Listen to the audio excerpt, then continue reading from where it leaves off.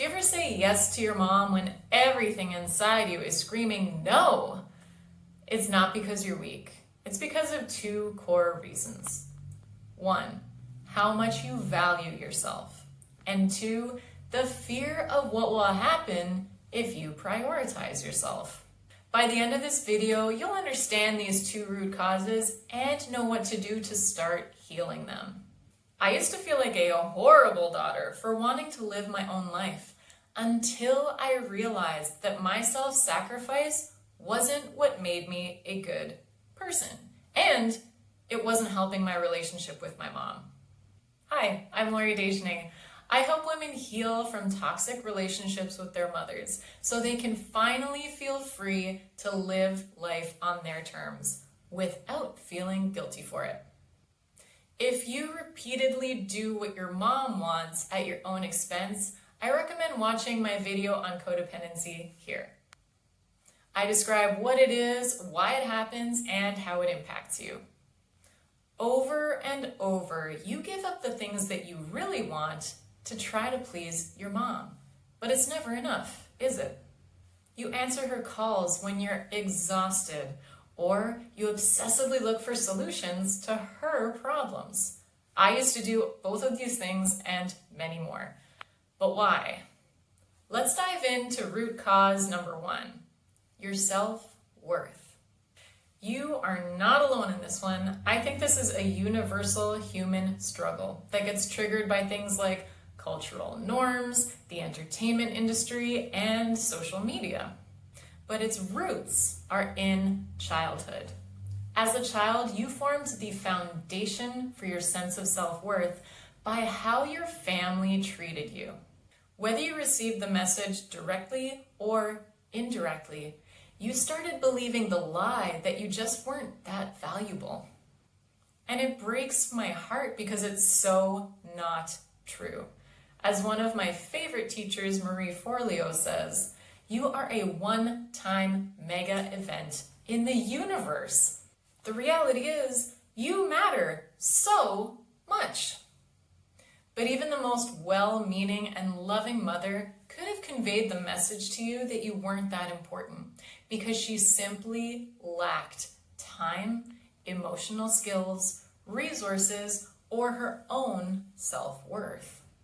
This is what makes navigating mother-daughter relationships feel so overwhelming. When you have a mom who truly has done so much for you and you recognize it and you appreciate it, being honest about your other feelings towards your mom feels like one of the worst things you could possibly do. It's like you're going behind her back or being disloyal. But this honesty with yourself is what will help you heal. Your truth is desperately needed.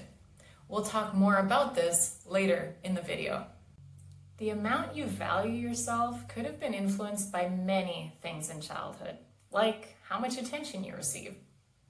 Maybe you were heavily criticized or compared to others. Maybe you didn't receive praise no matter how hard you tried. Or you only received praise when you achieved something, or because of your appearance, or because you were easy to raise. Maybe your mom shamed you for your feelings rather than helping you through them. Perhaps you were literally told you're a bad little girl. Or you were shamed for religious or cultural reasons. You could have been neglected or abused.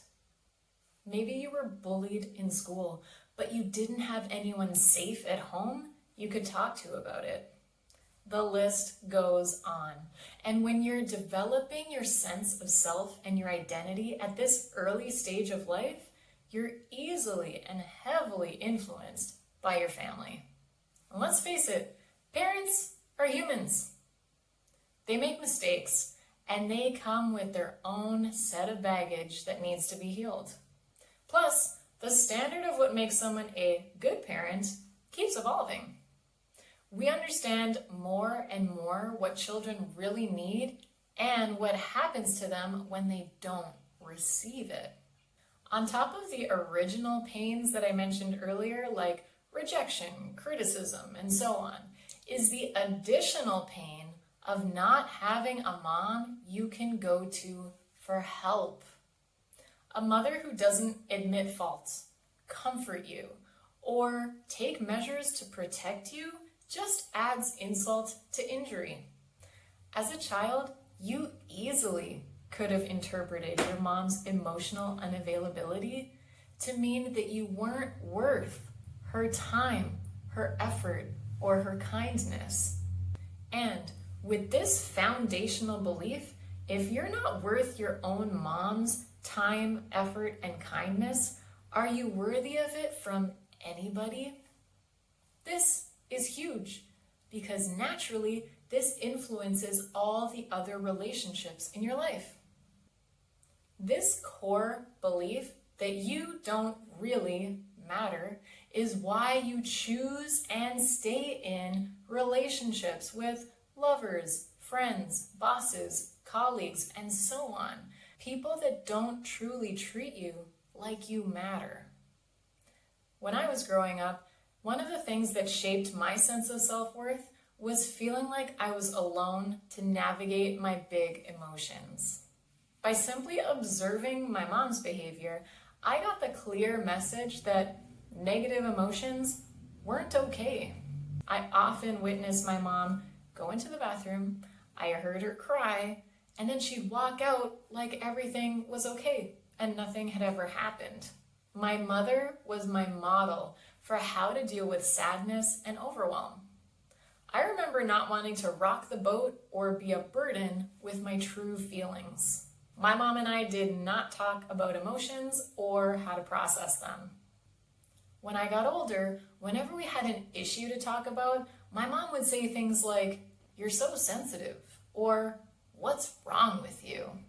As a result, I truly felt like there was something wrong with me, like I was the predominant problem. It impacted what I felt I deserved and made me long for her approval at a very deep subconscious level. Now, thankfully, after doing so much healing, I see it totally differently. I see that my mom lacked the capacity to hold space for negative feelings. It was her own discomfort that made her avoid talking to me. It wasn't because I was a problem or I was too much. The more you heal your early messages, the more you believe in your inherent value, the value that can't be earned or lost, the value you were born with. The more you own your worth, the better you'll treat yourself and the better you'll expect other people to treat you. Owning the truth that you really do matter will help get you out of toxic cycles with your mom, where you repeatedly self-sacrifice or exhaust yourself, or you put up with behaviors that are immature and hurtful from your mother. Think of it this way. You value money, at least to some degree, right? When you work and you get paid for it, do you just leave your money in the street? Do you rip it up or burn it? No. You keep it in an account until you need it. You take care of that money and you protect it because you value it.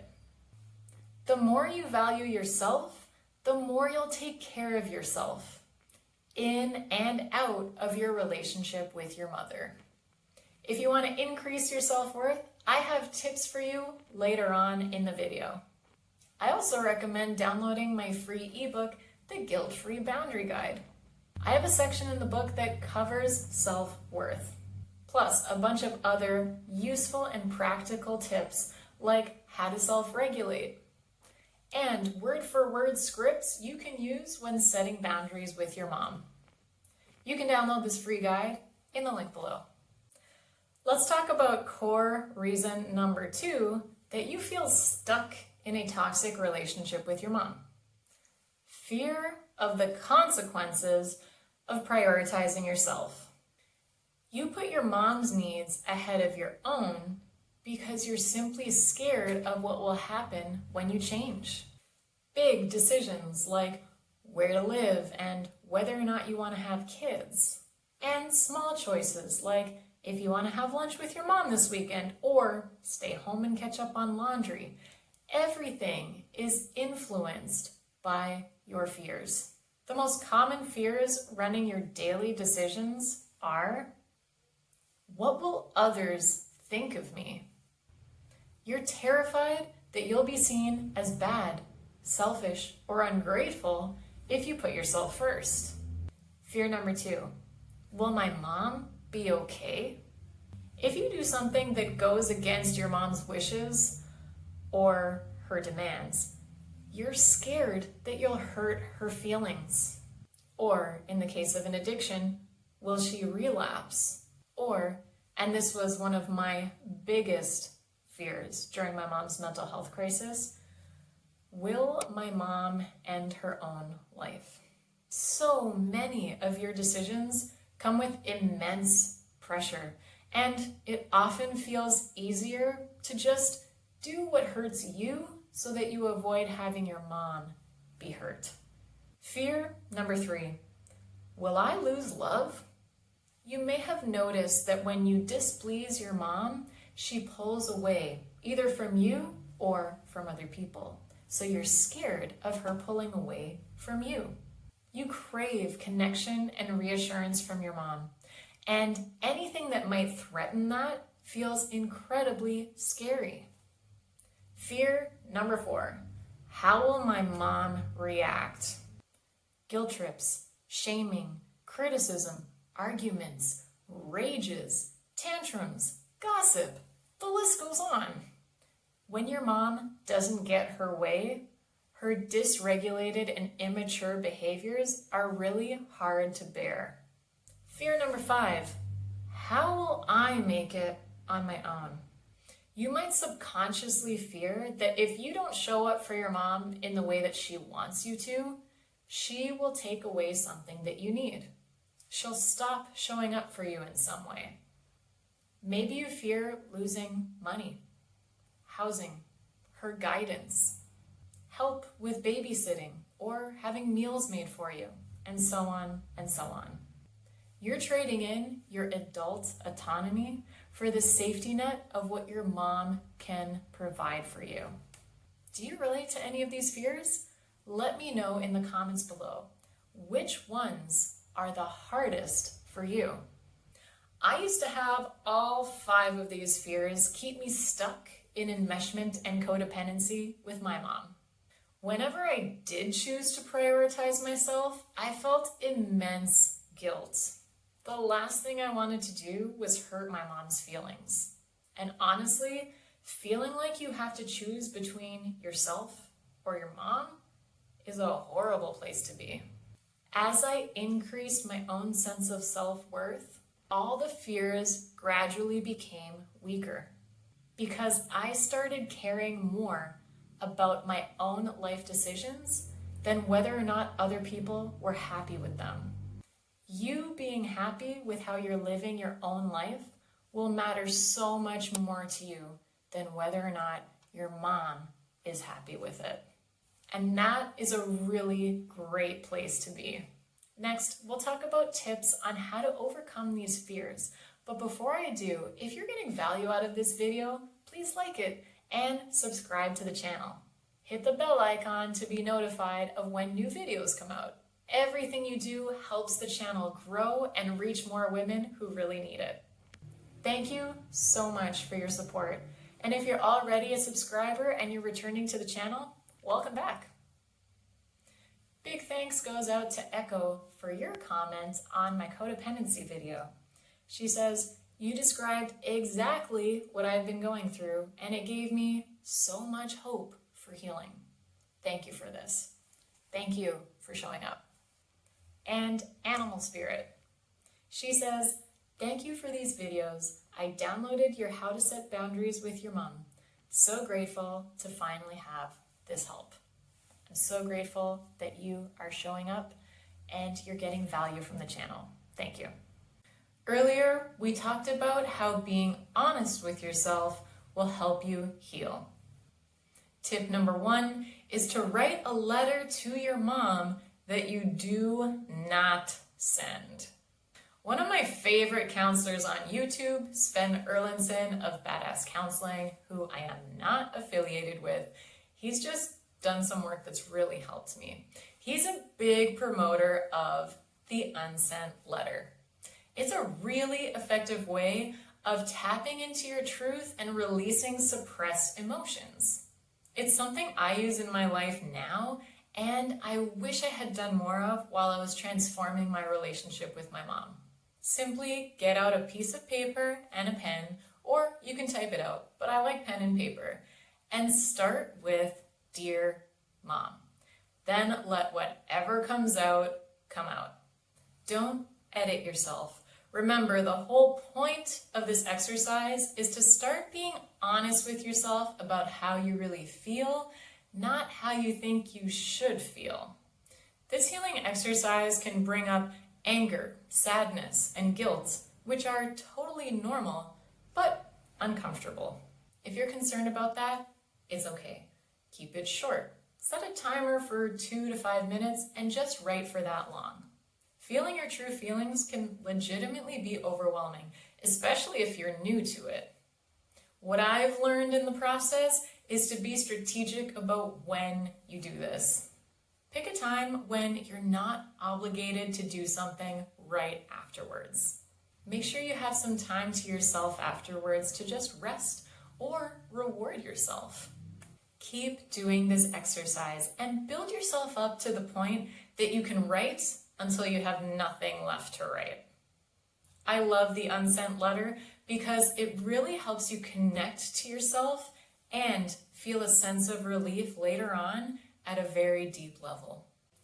Tip number 2, to start increasing your self-worth, simply notice how you dismiss what you really want. You don't have to change anything yet. Just start paying attention to how you bargain with yourself and how you rationalize suppressing your desires. Common thoughts to look out for are, it's no big deal, or it's not that bad, or it doesn't matter, or next time I'll do what I really want, but you don't, or who am I to, and I should. Pay attention to exactly what you say to yourself and when. Awareness is the first step to changing the issue. Then you can move on to step 2 of changing the thoughts and step 3 of changing the behaviors so that you actually do what you want more and more instead of pushing it to the side. Eventually, you'll go from, who am I to complain about my trauma? Other people have it so much worse, to my trauma is legitimately painful and I value myself enough to heal it.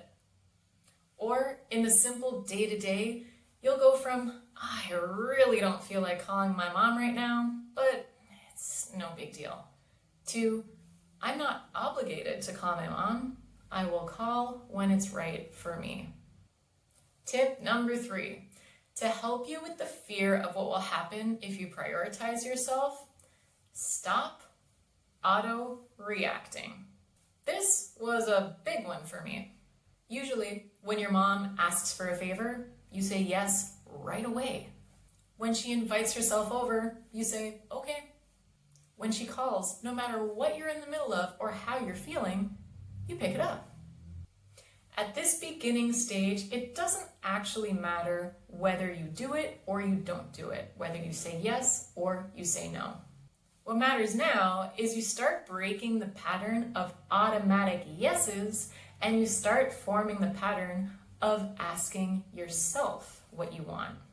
It also gives you and your mom more evidence that things aren't as big or immediate as you might think. You'll both survive, and your nervous systems will start to see that taking time to pause is actually safe. But how do you do this?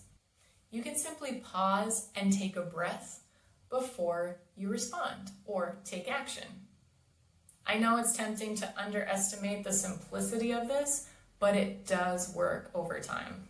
Personally, I love using these statements on their own and in combination. I'll let you know. I'll follow up later, and I'm not sure yet. To further help you with your fears, both self-regulation and boundaries are immensely helpful. You'll learn about both of these strategies in my free ebook, The Guilt-Free Boundary Guide. Once again, you can access that with the link below. And if you'd like counseling that's tailored to your specific situation and you want guidance through that, book a complimentary consultation with me. In this free 30-minute call, we'll talk about the issues that you're having with your mom and if I'm the right person to help you through them. Use the link below to pick a time that works for you. Thank you so much for watching this episode and for investing your time and energy into yourself. Remember that you really do matter and you can absolutely heal from the pain of your relationship with your mom. If I can do it, you can do it. Until next time, take care.